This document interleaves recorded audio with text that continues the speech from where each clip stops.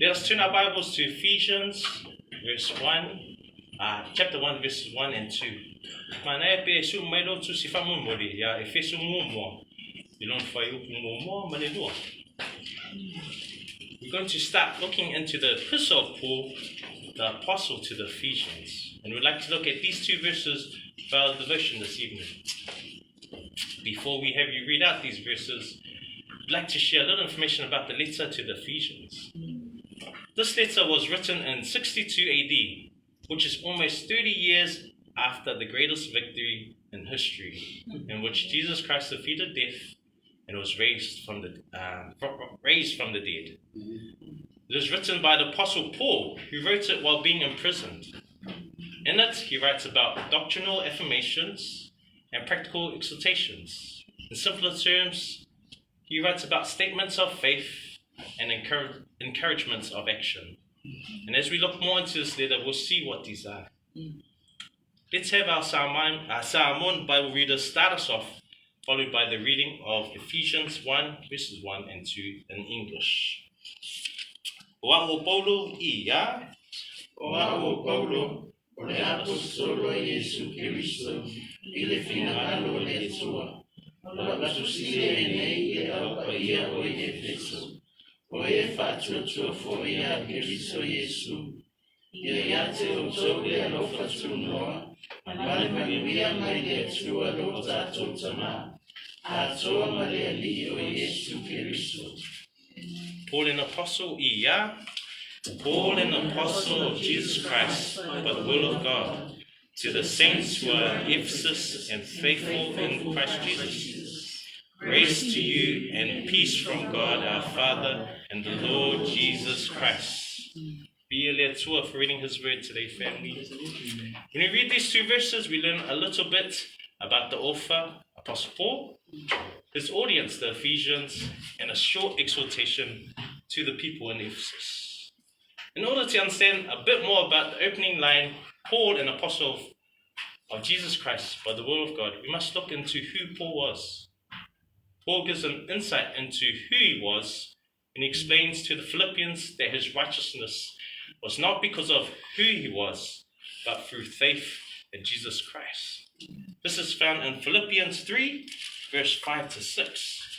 And Paul starts off in the verse 4 and says, if anyone else thinks he may have confidence in the flesh, I am also circumcised the eighth day, of the stock of Israel, of the tribe of Benjamin, a Hebrew of the Hebrews, concerning the law, a Pharisee, concerning zeal, persecuting the church, concerning the righteousness which is in the law, blameless. Essentially, Paul explains that he was circumcised when he was 8 days. He was of the nation of Israel and of the tribe of Benjamin.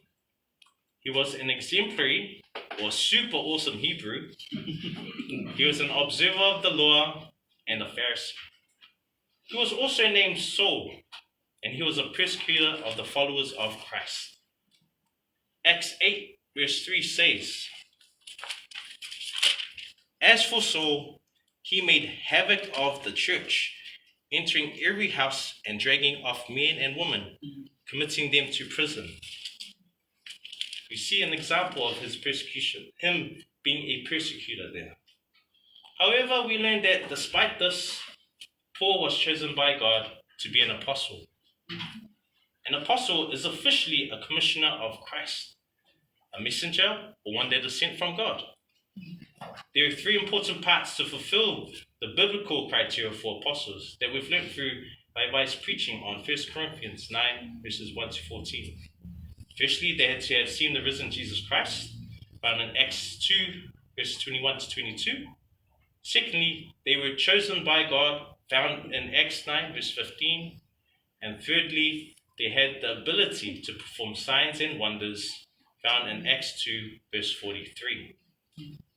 Paul fulfills the first 2 important parts of the biblical apostle criteria in Acts 9, verse 1 to 22, while fulfilling the third important part of performing signs and wonders later in the book of Acts. If we could all turn to Acts verse 9, Acts 9 verse 15 to 16. Mai pe sui le vai do tu si fam mori ya ngalwenga iva no fai ku se fulu lima as fulu okno.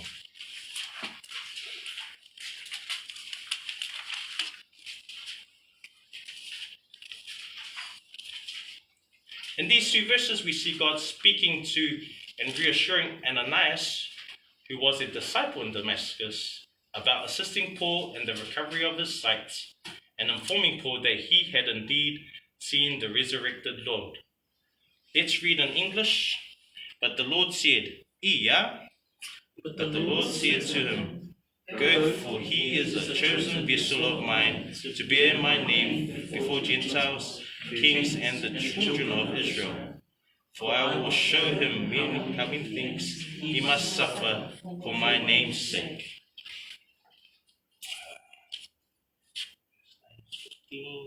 I will fetalai mai ia. I will fetalai mai e ia te ia. Ina anuia.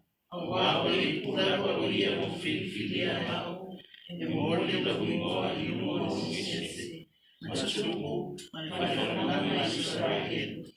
Awa te whai wa te ia. E tele o tusa ai uia. Ono loka bungoa. Praise the Lord again for reading his word.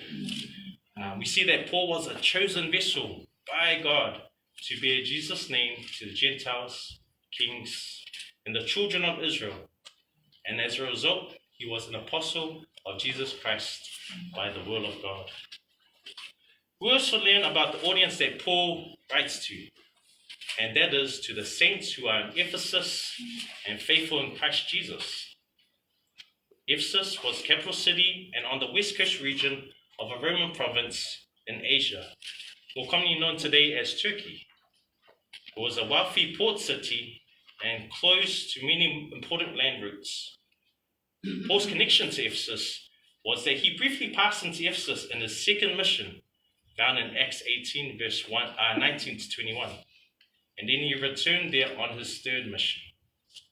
While in Ephesus, according to Acts 19, verses 8 to 10, he went into the synagogue and spoke boldly for 3 months, reasoning and persuading the things of the kingdom of God. But when some were hardened and did not believe, but spoke evil of the way before the multitude, he departed from them and withdrew the disciples, reasoning daily in the school of Tyrannus. And this continued for 2 years, so that all who dwelt in Asia heard the word of the Lord Jesus Christ, both Jews and Greeks. We also see that Paul exhorts the Ephesians twice, calling them saints and faithful in Christ Jesus. The word saint in Greek is hagios, and that means sanctified or holy ones. Also means separated from sin, and therefore consecrated to God or sacred. Essentially, it is characteristically God-likeness, or being Christ-like. The word faithful in Greek is pistos, and that means believing or trusting. So the meaning behind faithful in Christ Jesus was one who trusts in God's promises, one convinced that Jesus has been raised from the dead, one who has become convinced that Jesus is the Messiah and the author of salvation. Paul is basically encouraging the Ephesians on being Christ-like and believing in Jesus being our Savior. Finally, Paul writes, "Grace to you and peace from God our Father and the Lord Jesus Christ." Grace is God's unmerited favor. Peace is not the absence of conflict, but it's like the Old Testament concept of shalom, where a person's life with God and with everything else is in ordered harmony, both physically and spiritually.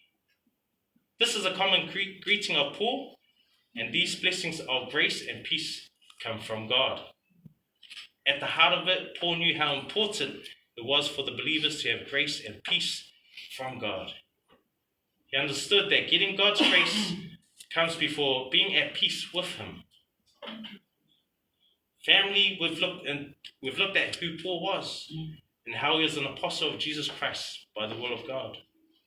We also look at the audience of this letter, the Ephesians, and how Paul exalted them, calling them saints and faithful in Christ, also giving his usual heartfelt greeting of grace to you and peace to God, peace from God our Father and the Lord Jesus Christ. But how can we apply this to us today? Well, this is a great reminder to all believers that blessings of grace and peace come from God and through our faith in our Lord and Savior, Jesus Christ. Let's also remember that Paul wrote this letter while in prison, and in spite of that, he still exhorted the believers. A great reminder to us to continue exhorting one another in the Lord even when facing persecution. These are the encouragements for us to ponder this evening. Praise the Lord. I'll close our devotion in prayer, and I'll have our brother here play another song before we move into our next part of the evening. Father God, we praise you, and we thank you for your word. We thank you that grace and peace do come from you, and that is through believing in your Son, Jesus Christ, and what he did on the cross. Lord, we love you, and we exalt your name always. Lord, continue to be in our hearts as we continue the rest of our prayer meeting, praying for the communities around us. Lord, we love you, and we're so grateful to you. We ask this in your mighty, most precious name, our Lord and Savior Jesus Christ, and we all say, Amen. Amen.